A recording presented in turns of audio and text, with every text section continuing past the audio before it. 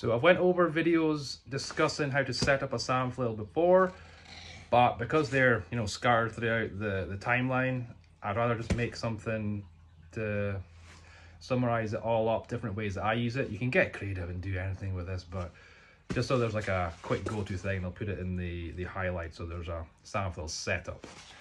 So when you get the Sandflail, fill it up with whatever, rice, sand, steel shot, you know, whatever you get your hands on. Then you can literally, if you want, just, you know, swing it like this. Sand will move around, so you want to keep your grip really strong. You can't really do any catches with it, or pressing with it with one hand, because the sand will come out of there. So you can do that, but, you know, I recommend getting your bungee cord. This is made in the UK, the best bungee cord I could find. So I then wrap it around once,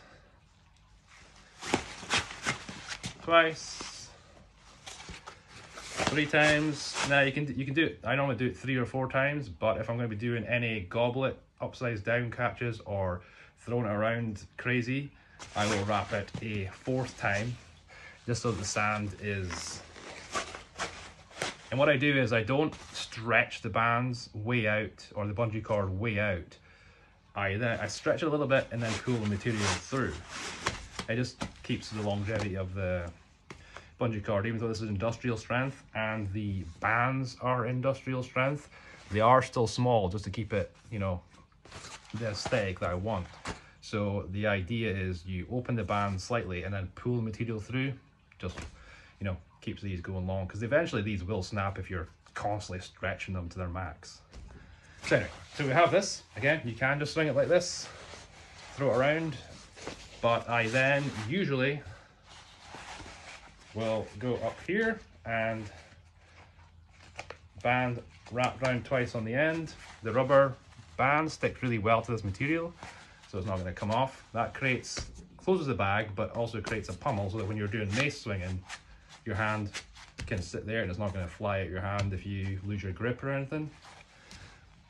Again, you can swing it like this, it's cool. You can grab anywhere on the handle. But I usually put a band somewhere in here.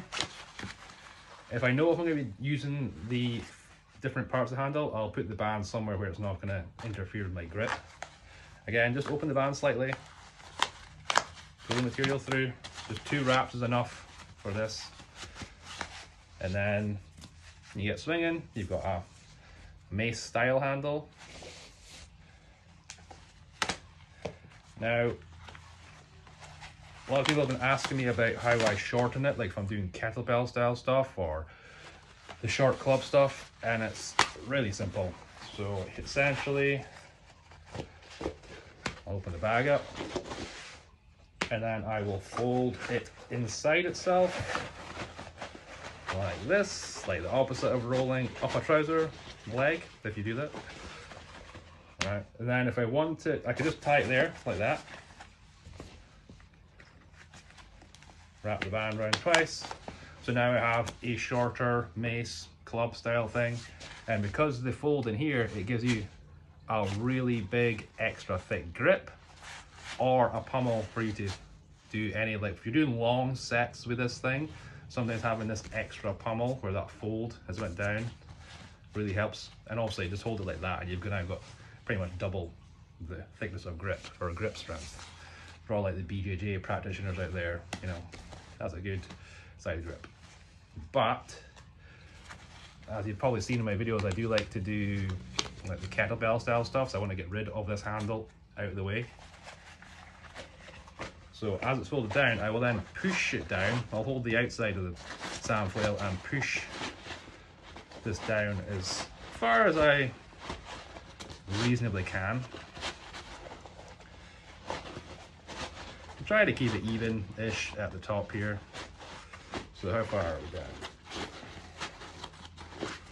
Sometimes there's a lot of material in these dual layer ones, so you do have to just make sure it's staying a little smooth.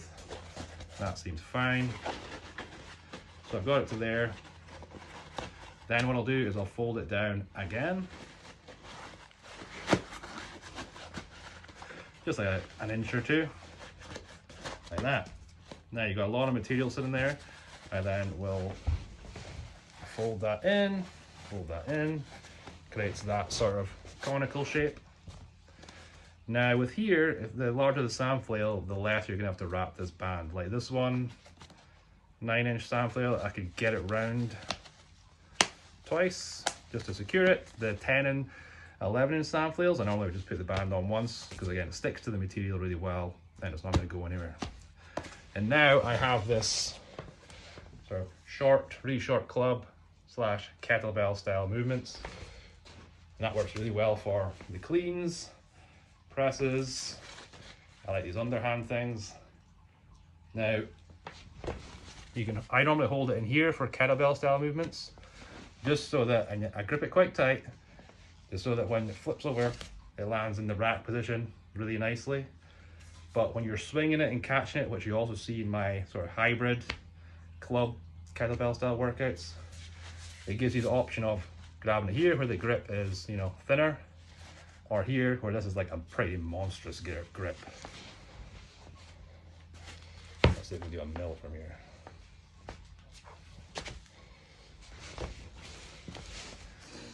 Yeah, and that's the different ways I set up the Sandflail. It's pretty simple. Like, literally, you saw me change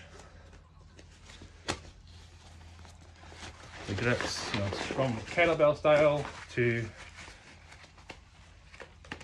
this style. And what's that like?